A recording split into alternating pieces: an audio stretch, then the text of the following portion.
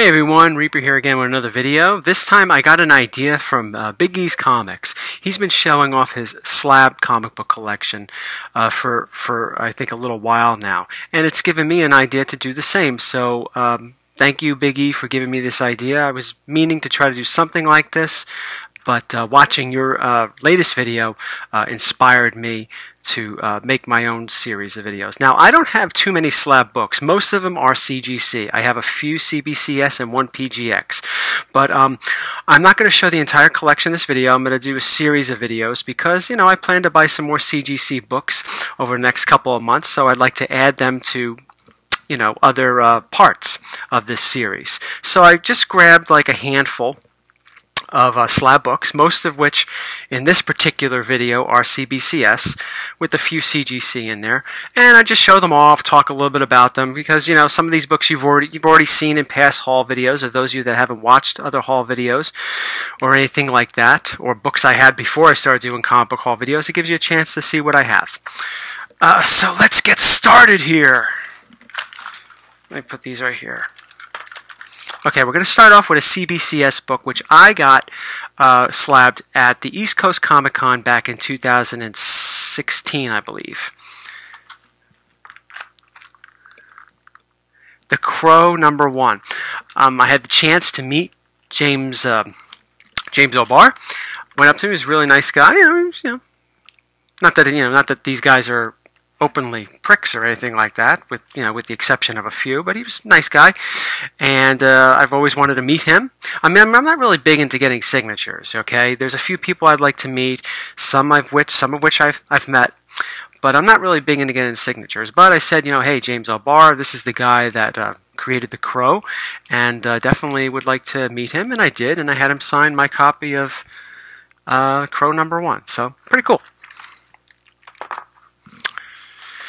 Speaking of the Crow, here we have now, we're going to a CGC slab, an older CGC slab.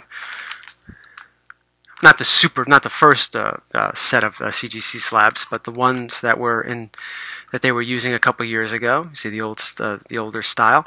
Caliber presents #1, the first appearance of the Crow. Now I've heard. Now tell me that's not a badass drawing of the Crow.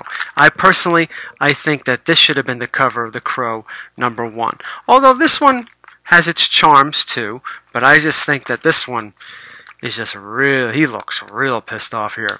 But anyway, the Crow makes his first appearance in here. Now I've heard some things that Crow made his first appearance in. What was it?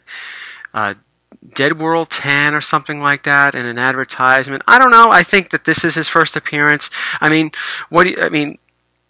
do you think Walking Dead #1 is the first appearance of Rick Grimes, or do you think Capes #1 is the first appearance of Rick Grimes? Because Capes #1 was a preview of Walking Dead, and Rick, you see clearly the first few panels, you see him in there. So what do you consider the true first appearance?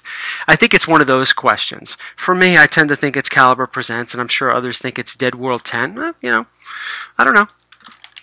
Here's another CGC slab. This first appeared in Comic Book Haul #3. Remember that awful Halloween theme I did 4 years ago? Well, here it is again, without the Halloween theme. Tomb of Dracula, #10. First appearance of Blade. Pretty cool book. I like Blade, and it would be nice to see him in some form, probably maybe on a TV series in the future. Moving along, here's another CBCS book. Batman 49. This is the first appearance of the Mad Hatter and Vicky Vale. It's also one of my favorite Batman covers. I think it's really cool. You know, any of those Golden Age Batman covers that has the Joker on it are usually classics, including Detective 69, Batman, I think it's Batman 12. I always get the number confused, the one with the cards and all that stuff. But there's a lot of classic Batman, early Batman titles and detective titles that have the Joker on it that are just classic. This is one of my favorites. It really is. I mean, you know, Joker as a genie coming out of a lamp, pretty cool. And a bonus, it's the first appearance of Mad Hatter and Vicky Vale, like I said. I'm going to show 3 more, okay, for this particular part of my CGC or slab video series. I'll show this one last. Another CBCS. I don't know if I have any more CBCS books after this. I might have one more, but not in this particular video. Anyway, here we go. Detective Comics 359, the first appearance of Barbara Gordon as the as Batgirl. Pretty cool. I had purchased this many years ago. This showed up in comic book haul number 2, if I believe. So it's 3.5 years ago, 4 years ago. I've had it for about 4 years though, or almost 4 years. Pretty cool.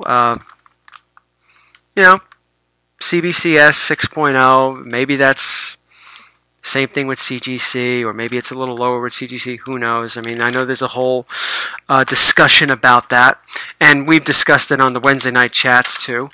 So we leave that for people to decide. 2 more. CGC slab.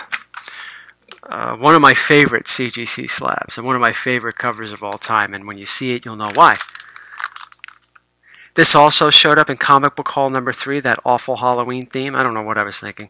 But House of Secrets 92 cannot be denied as one of the really, really cool covers by Bernie Wrightson. It's also the first appearance of Swamp Thing. And here's the model of Louise Simonson. She modeled for it, I should say. Or, well, I don't know if she necessarily modeled for it as much as Bernie used her as the inspiration for this. I don't know. I don't know what the story is. Maybe somebody could fill that in the comments. But, yeah, pretty cool copy. Pretty cool copy. Once again, I was fortunate enough to get this book about 4 years ago, around the same time I got that Batgirl. Before the spike in Swamp Thing, you know. Whether or not that book stays hyped, I don't know. Whether the book continuously rises in value, you know, probably not. It's probably going to peak at some point.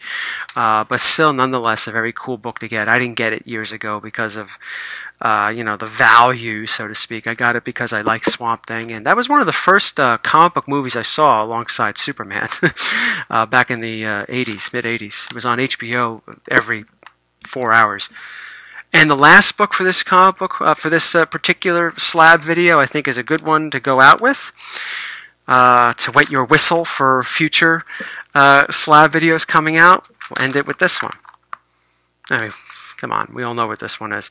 The Incredible Hulk 181, first full appearance of Wolverine. You know, it's definitely a must-have for any X-Men fan, especially a Wolverine fan, right? Really, really cool book to have. It's just another one of those books that is like the Amazing Fantasy of the Bronze Age. It just keeps going up, keeps going up. It doesn't look like it's going to slow down. And also, like the Amazing Fantasy 15, there's plenty of them. Plenty of them. But guess what else is plenty of?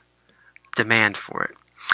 Thank you all for watching. Again, Big E, thank you for being the inspiration for me to do a video like this. And like I said, I'll probably wind up doing, because I don't have too many slabs. I have about maybe 22, I think. I used to have more, but I sold a lot, you know, to get other things that I thought were more important to have in my collection.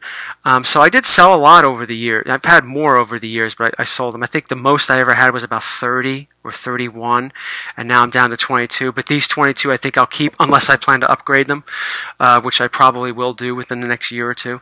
We'll see. But part 2 will probably be out maybe around June. I know it's a few months from now, right? But I got some books. I recently got another CGC slab that I want to put into that haul, that particular slab video. So thank you for watching, everybody. More videos to come. Take care. Bye-bye.